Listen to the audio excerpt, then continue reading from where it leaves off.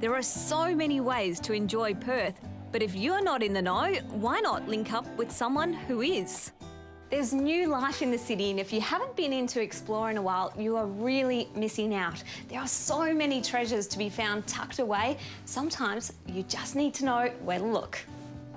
I've joined up with Caitlyn from Foodie Tours at the tiny Tea for Two, tucked away in the heart of Northbridge. So Caitlyn, this is a bit of a hidden treasure. It's kind of hard to find, but pretty special when you get here. Yeah, very much so. Tea for Two actually specialises in locally sourced homemade foods. These are madeleines. I hear they're amazing and I can't wait to try them. And tell us a bit about Foodie Tours, because it's not just dessert that you guys do, is it? Right. So we've got a chocolate tour going around to 7 different chocolate shops.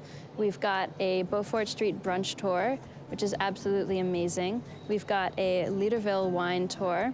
We've got sort of a food safari day tour and a food safari night tour, taking people to places they might not have been before. There's a lot happening here that people don't know about.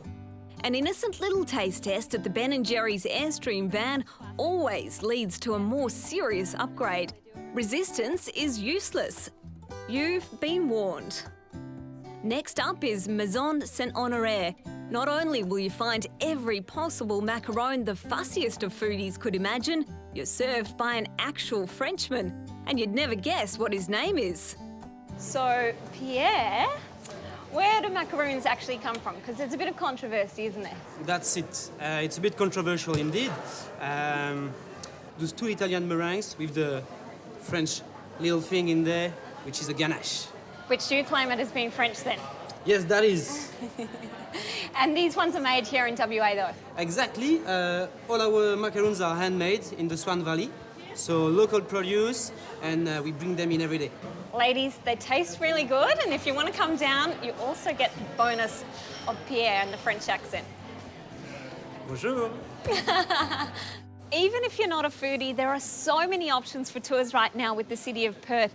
Take a walking tour of some of the small bars or even the urban art around the laneways around Northbridge and the CBD.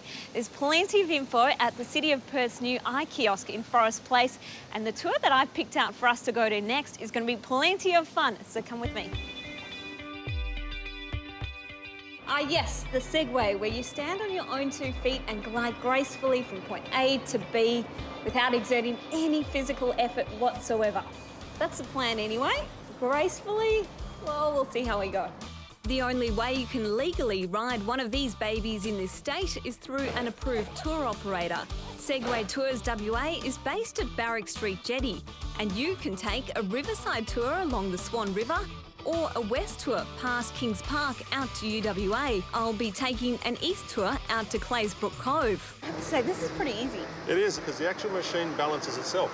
So all you have to do is step up onto the machine, you lean forwards to go forwards, you lean backwards to stop, and the lean steer actually turns it left and right. And everyone gets some training before they go out, don't they? Everybody gets a minimum amount of training before they go out to make sure they're all proficient. And in terms of the tour, what are some of the highlights along the way? Oh, we go past the beautiful Swan River, Supreme Court Gardens, Langley Park as we have here on the left-hand side.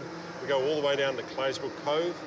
In the other direction, we go to the University of Western Australia next to Kings Park. So we take in a lot of Perth. Well, I didn't know that you could have this much fun at 10 k's an hour.